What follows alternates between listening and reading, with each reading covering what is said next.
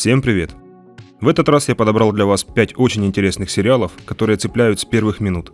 В них нет скучных моментов и прочей тягомотины, которые растягивают хронометраж. Также в этих сериалах нет уже поднадоевшей всем повестки. Кстати, отличным примером тягомотины и добавления повестки везде, где только можно, служит когда-то любимый мною сериал «Ходячие мертвецы». Но его там уже 11 сезонов, а обычно сериалы не могут существовать так долго и не терять в качестве.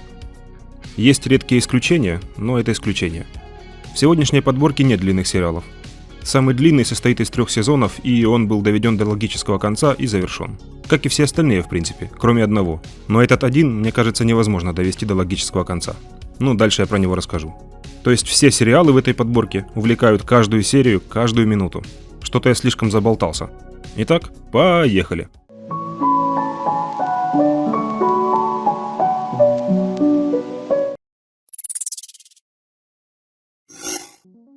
«Черная птица». Сериал расскажет о молодом парне Джеймсе, который занимался торговлей наркотиками и незаконно хранил оружие у себя дома. Его арестовали и приговорили к 10 годам тюрьмы, без возможности досрочного освобождения. Позже ФБР предлагает ему сделку. Если он выполнит задание, то будет освобожден. Из-за его харизмы и умению располагать к себе, он должен перевестись в тюрьму к психически больным и втереться в доверие к серийному убийце по имени Ларри, которого должны отпустить из-за нехватки доказательств преступления. А почему ты спрашиваешь? Черт, Ларри, я думал, мы просто говорим. А это так?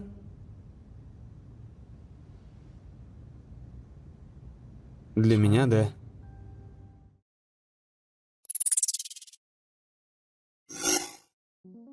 Предложение.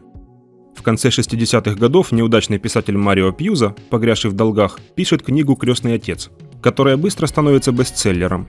Права на ее экранизацию выкупает компания Paramount Pictures. Начинающий продюсер Альберт Радди, получивший право на создание фильма, привлекает к съемке фильма подающего надежды режиссера Фрэнсиса Форда Копполу, дядю Николаса Кейджа. Они начинают подготовку к съемкам и сталкиваются с огромным количеством проблем. Начиная от бюджета и постоянно недовольных боссов студии, заканчивая Фрэнком Синатрой и мафией, которых оскорбил сюжет романа. Я сниму леденящий, ужасающий фильм о людях, которых вы полюбите.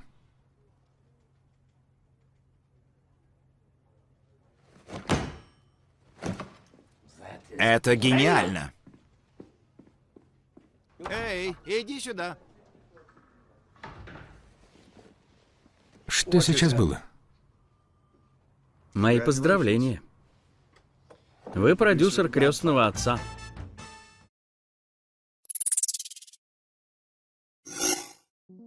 Следующий сериал называется «Энн». Действие происходит в Новой Шотландии конца 19 века. Пожилые брат и сестра Мэтью и Марила Кадберты решают усыновить мальчика, чтобы тот помогал на ферме. Мэтью отправляется на железнодорожную станцию, чтобы забрать ребенка. Но вместо мальчика там его ждет рыжеволосая девочка по имени Энн, которую прислали по ошибке. Энн оказалась очень энергичная и говорливая, даже слишком, можно сказать. Поначалу Кадберты решают вернуть девочку в приют, так как на ферме от нее никакой пользы. Но со временем ей удается растопить их сердца и стать неотъемлемой частью их семьи. Я слишком много говорю. Мне часто говорят, что из-за меня сплошные неприятности. Хотите, чтобы я помолчала? Скажите, и я перестану говорить. Я могу замолчать, когда захочу, хоть мне и сложно. Я не против. Я так рада.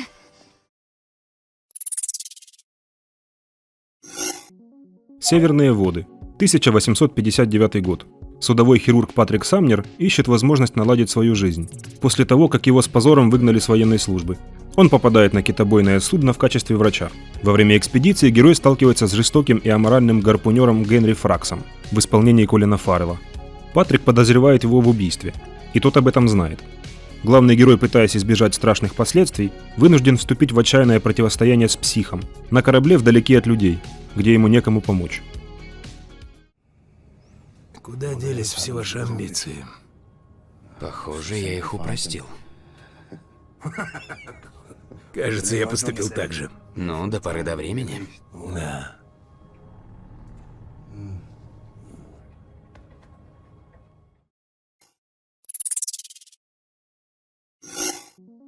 Полезные советы от Джона Уилсона. Он выступает и режиссером, и оператором, и рассказчиком. Джон снимает жизнь своих друзей и одновременно пытается дать полезные советы на злободневные темы и ситуации. Решая личные проблемы, он сталкивается с различными переменами, когда происходящее принимает неожиданный поворот. Это тот самый сериал, который, как мне кажется, невозможно подвести к логическому концу, так как логика здесь своеобразная, даже очень. Серия здесь может начаться размышлениями о том, как избежать повреждения мебели кошками с помощью чехлов, и какой-то логической цепочкой привести к обсуждению приспособления для того, чтобы вернуть крайнюю плоть. Там жесть, так просто словами не объяснить. С детьми сериал лучше не смотреть. На псевдоисследования и обрезали африканских мужчин. Но ведь и так понятно, что презервативы – это единственная защита.